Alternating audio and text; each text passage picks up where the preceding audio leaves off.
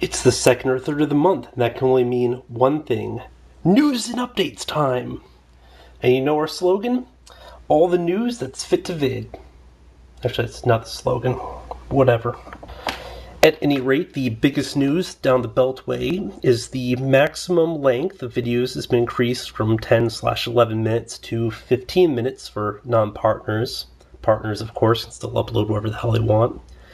So that means I'll be able to upload some of my older videos that didn't quite make that length limit. So I will be doing a mostly video games month. Now, what does that mean? It doesn't mean I'll actually be reviewing video games, because if we recall from the Bioshock one, it's not terribly interesting to see my drawings and all that stuff, and I can't show the actual clips, but I will be reviewing a bunch of video game related figures and stuff, and figure-wise, I have something to say right off the bat.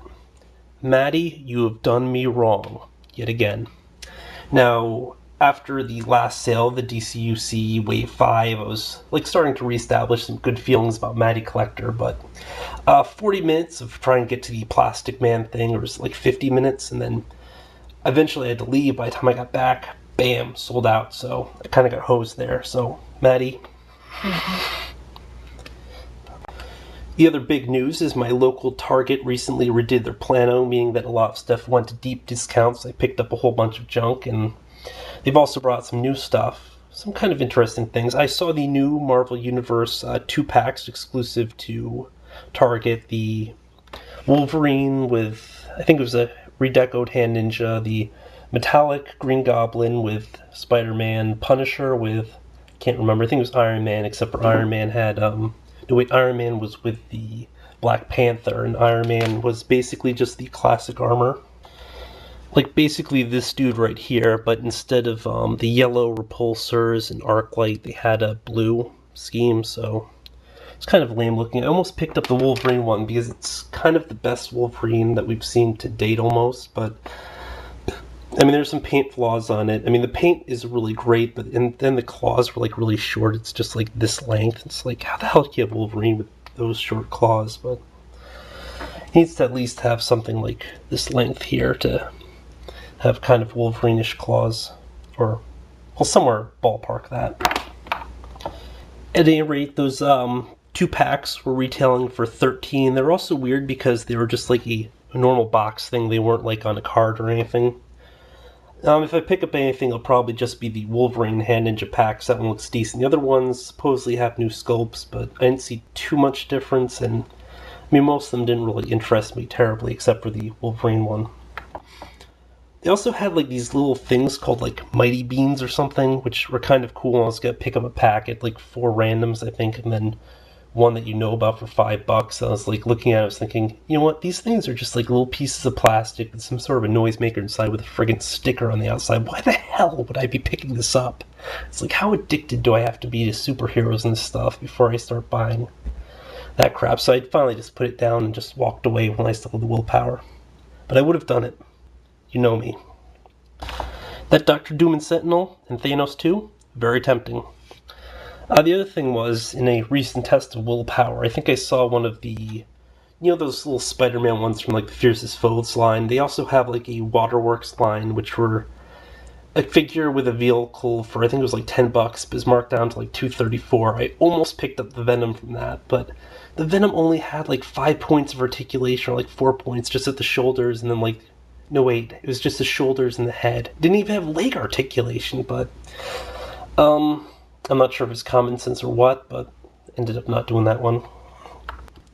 I also saw some of the new Star Wars stuff.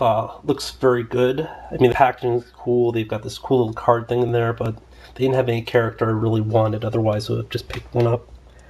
They also had a snow speeder for that scale, which I might end up buying. I have the Micro Machines / Action Fleet one, which I'm using, but maybe I'll just keep that one and just forget the other one.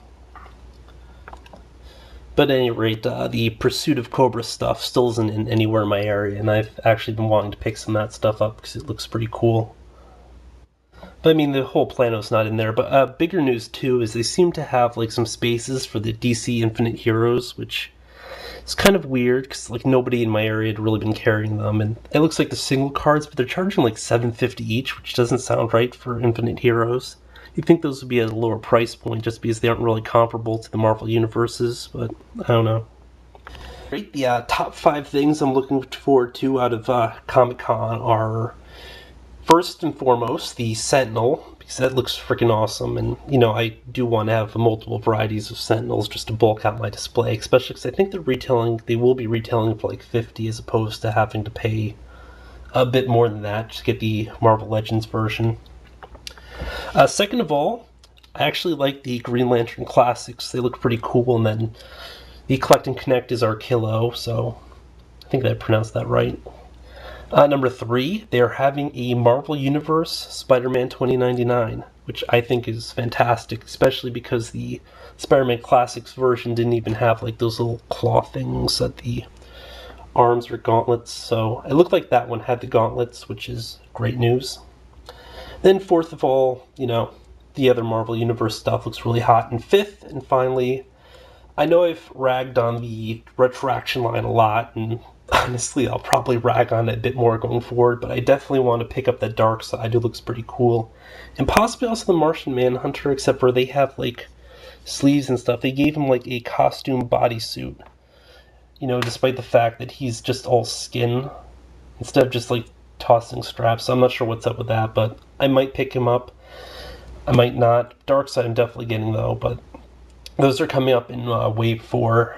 I guess they're pairing Martian Manhunter against Darkseid just for lack of other antagonists.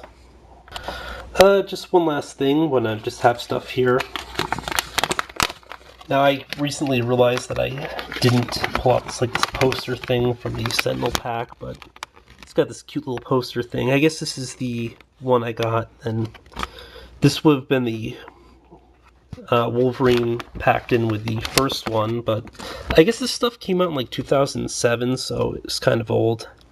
That's the Sentinel I wanted, but they didn't have it. There are actually a few ones I want to pick up from this thing, like the Juggernaut and the Nightcrawler pack, but I've never seen them in stores.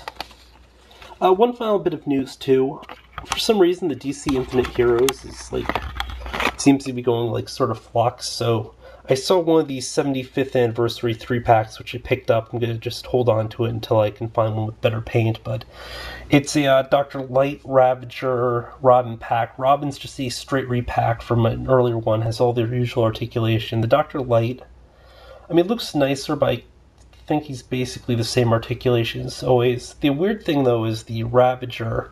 I mean, it's the female body mold, but it's got, ball-jointed legs, so I think they're kind of going through a transition there. I heard, they're sort of mixing and matching articulation where they have the older style with the shoulders and then a new style with legs and stuff like that. But the one really stupid thing was, nothing in that had are accessories, so Ravager didn't come with a sword, Robin didn't come with either a staff or anything else, so yeah, thanks for tuning in, and reviews will be popping up periodically. Just be aware, for the older stuff I upload, I think it's the old camera, so, not the old camera, the old lighting, so the quality is not going to be as good.